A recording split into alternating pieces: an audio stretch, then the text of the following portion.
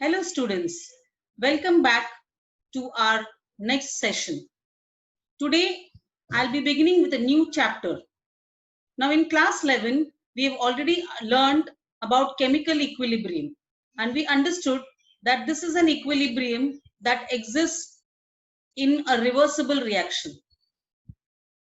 Now there exists one more type of equilibrium, students, but that is between the ions and the unionized ions in a solution.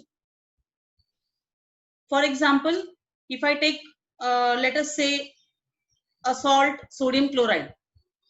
So, sodium chloride is composed of Na plus and Cl minus ions. So, if there were an equilibrium that exists between Na plus and Cl minus ions and the sodium chloride molecule by itself, then such an equilibrium would be called as an ionic equilibrium. So, what is ionic equilibrium? The equilibrium that exists between the ions and its unionized ions in a solution. So let us understand in detail about ionic equilibrium in this session. Now substances can be basically classified into two types. You can have electrolytes and non-electrolytes. So you're very well aware that what are electrolytes? The substances that can be dissociated into ions in a solution are called as electrolytes. Whereas the substances that do not dissociate into ions, they do not form ions when you put them in a solution, they are non-electrolytes. For example, urea, sugar, these are non-electrolytes. Whereas all your salts, acids, bases, these are electrolytes. Now again, depending upon to what extent the dissociation takes place, you can classify the electrolytes into two types. You can have strong electrolytes and weak electrolytes. So I just mentioned this is based on the extent of dissociation. So what do you understand by extent of dissociation? This is also called as degree of dissociation. Now we denote the degree of dissociation by the symbol alpha. And we define degree of dissociation as the ratio of the number of moles dissociated to the total number of moles in solution. Right?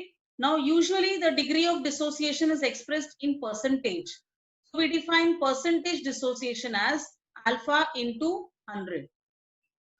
Now, if C is the molar concentration of a solution, okay, then the equilibrium concentration of its ions is denoted by C into alpha.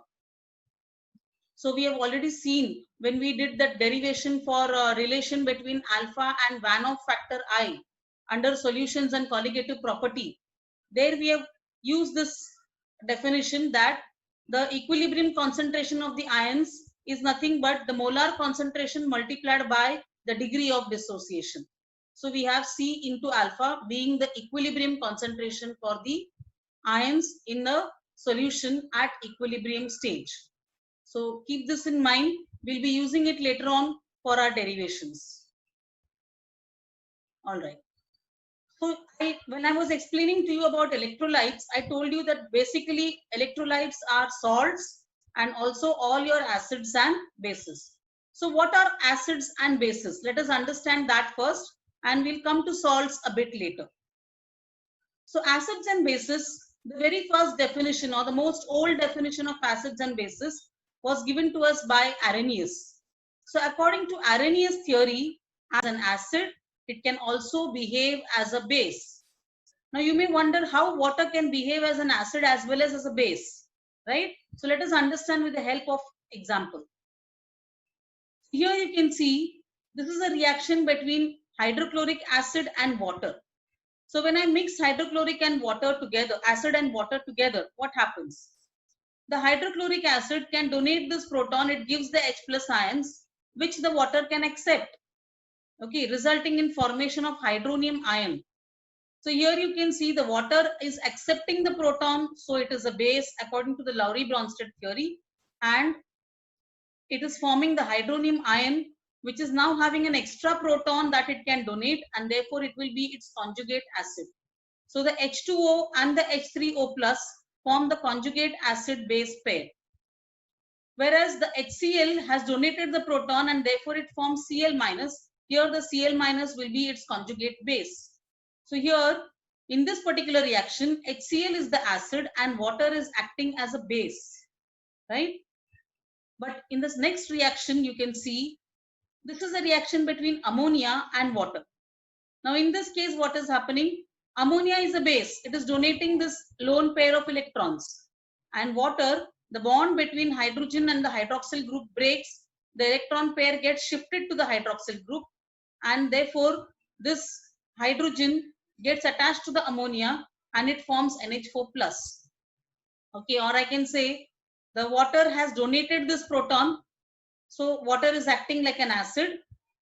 And ammonia is going to accept this proton. So ammonia is a base. So it has formed NH4+. So now NH3 is the base and NH4+ will be called as its conjugate acid, right? Now what happens to the water molecule? It has donated the proton. It is now forming the hydroxyl ion. And this hydroxyl ion has got now an extra pair of electrons, right? So now this is in a position to donate electrons. So it is going to act like a base. Or by the Lowry-Bronsted concept, I can say here water has donated the proton, so it is an acid. And here it can accept the proton, so it will be called as its base. So this hydroxyl group is the conjugate base of water molecule. So in both these reactions, you can see in the first reaction, water is reacting with the acid. So water is a base here. In the second reaction, water is reacting with a base and therefore water is an acid here. That means water is able to show both basic properties as well as acidic properties, and hence we say water shows amphoteric nature. You may be asked to explain the amphoteric nature of water with suitable examples. So you have to keep these two reactions in mind. All right. So that's all for today's session. Please go through the concepts of electrolytes, non-electrolytes, what is dissociation, the degree of dissociation, percentage dissociation, and how to express the equilibrium concentration of the ions by using the concept of dissociation, that is C into alpha, where C is the molar concentration of the solution. Then we have seen the various definitions of acids, starting from Arrhenius theory, the Lowry-Bronsted theory, and the Lewis theory. Go through all these definitions and prepare your answer on amphoteric nature of water. In the next session, we'll take up the ionization of acids and bases in detail. Okay, so until then, keep studying and thank you.